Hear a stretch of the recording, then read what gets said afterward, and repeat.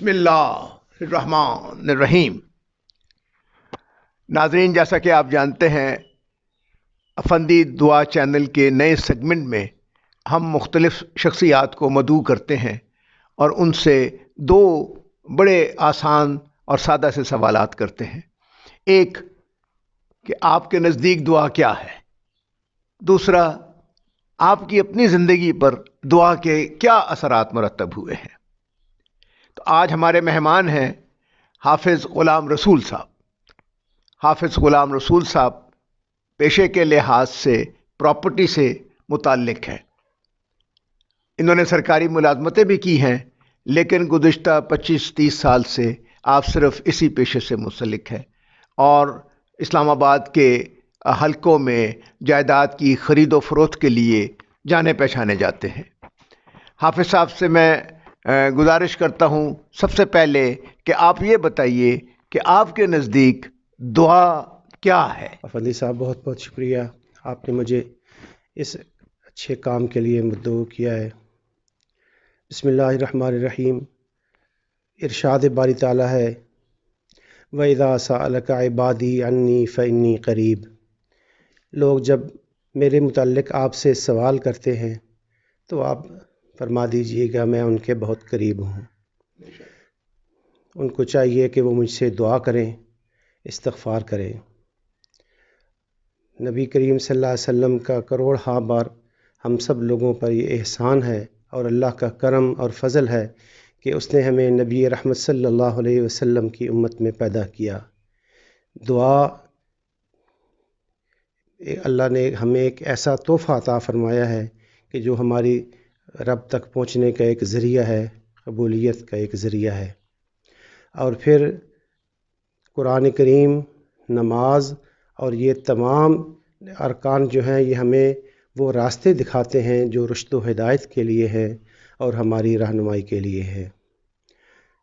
نماز میں جب ہم شروع میں ثنا پڑھتے ہیں، اس کے بعد ہم سورۃ فاتحہ پڑھتے ہیں جو بذات خود ایک دعا ہے، اور اس کے بعد قرآن کریم کی تلاوت کرتے ہیں، تشہد پڑھتے ہیں، اس کے بعد آخر میں پھر ایک دعا مانگتے ہیں۔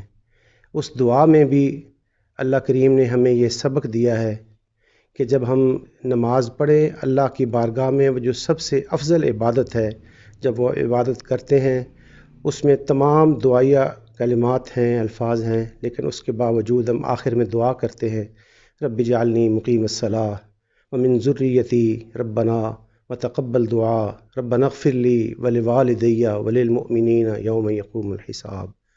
ہم اس وقت اپنے لیے، اپنے والدین کے لیے اور تمام مومنین کے لیے ہم اللہ کی بارگاہ میں مغفرت کی دعا کرتے ہیں۔ یہ اللہ کریم نے ایک ایسا سلسلہ رکھا ہوا ہے کہ ہر مومن مسلمان جو نماز پڑھتا ہے وہ اپنے لیے اور اپنے مرحومین کے لیے اور تمام مومنین کے لیے وہ دعا مانگتا ہے، اللہ کی بارگاہ میں ان کی مغفرت اور ان کی بخشش کی دعا مانگتا ہے۔ اسی لیے نماز کو دین کا ستون کہا گیا ہے کہ یہ افضل عبادت ہے۔ جب ہم نماز پڑھیں گے تو دعا مانگیں گے، نماز پڑھیں گے تو اللہ کی بارگاہ میں ہم دعا کریں گے، اے اللہ ایاک نعبد و ایاک نستعین اہدنا الصراط المستقیم صراط الذین انعمت علیہم۔ ان لوگوں کو راستہ ہمیں دکھا جن پر تو نے انعامات کیے ہیں۔ یہ سب دعائیہ کلمات ہیں اور یہ سب نبی کریم صلی اللہ علیہ وسلم کے صدقے سے ہمیں عطا ہوئے ہیں۔ جب ہم لوگ نماز میں یہ سب دعائیں مانگتے ہیں، اپنے لیے اور اپنے والدین کے لیے مغفرت کی دعائیں مانگتے ہیں، تو یہ اللہ کریم نے ہم پر بہت بڑا احسان کیا ہوا ہے کہ جو ہم نبی رحمت صلی اللہ علیہ وسلم کی امت میں ہیں۔ حدیث مبارکہ میں ارشاد باری تعالیٰ ہے کہ نماز دین کا ستون ہے۔ اس کی اہمیت اسی لیے کہی گئی ہے کہ اس کی اہمیت ہے کہ آپ نماز پڑھیں، تاکہ آپ نماز پڑھیں گے تو آپ دعا مانگیں گے اللہ کی بارگاہ میں۔ بے شک۔ غلام رسول صاحب، اب آپ نے بڑی خوبصورت باتیں بتائی ہیں دعا کے سلسلے میں۔ آپ سے اب یہ گزارش ہے کہ یہ بتائیے کہ آپ کی اپنی زندگی پر دعا کے کیا اثرات مرتب ہوئے ہیں۔ بے شک، چونکہ رب کریم نے ہمیں یہ ہدایت دی ہے تو میں بذات خود ایک چونکہ حافظ قرآن ہوں، قرآن کریم کی تلاوت کرتا ہوں، اور سب سے بڑی بات یہی ہے کہ جب ہم قرآن کریم پڑھتے ہیں یا نماز پڑھتے ہیں، عمل صالح جو بھی کرتے ہیں، تو اس سے ہمیں سکون قلب ملتا ہے. سب سے بڑی بات جو ہے آپ کو اطمینان ملتا ہے. دنیاوی مال و اسباب سب اپنی جگہ، لیکن قرآن کریم، نماز، اللہ کے راستے پر جو آپ اعمال کرتے ہیں اس سے آپ کو سکون قلب ملتا ہے. قرآن کریم میں ایک اور جگہ پر ارشاد ہے، من عمل صالحا من ذکر او انثی وهو مؤمن فلنحیینہ حیاتا طیبہ. جو شخص مومن مرد ہو یا عورت، جب وہ عمل صالح کرتا ہے ہم انہیں مرنے کے بعد پاکیزہ زندگی دیتے ہیں.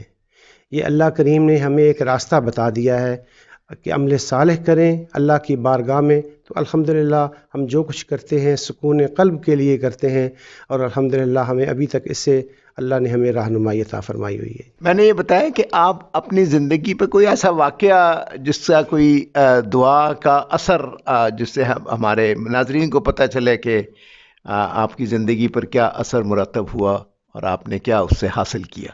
یہ سب سے بڑا اثر یہی ہے کہ جب ہمیں سکون قلب ہے، اطمینان قلب ہے.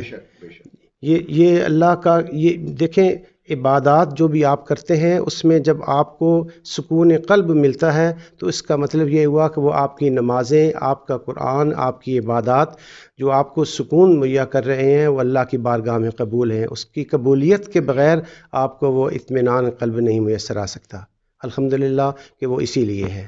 آپ نے بالکل بجا فرمایا غلام رسول صاحب. میں جب بھی آپ سے ملا ہوں میں نے ہمیشہ آپ کو ایک مطمئن شخص ہی پایا ہے. میں سمجھتا ہوں کہ یہ دعا کا سب سے بڑا اثر ہے جو کسی کی شخصیت پر ہو سکتا ہے.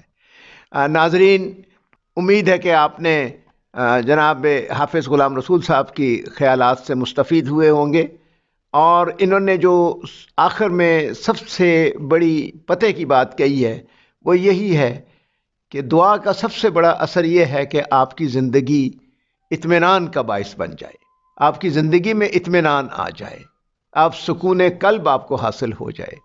اور یہ جو نفس کا اطمینان ہے یہ سب سے بڑی نعمت ہے.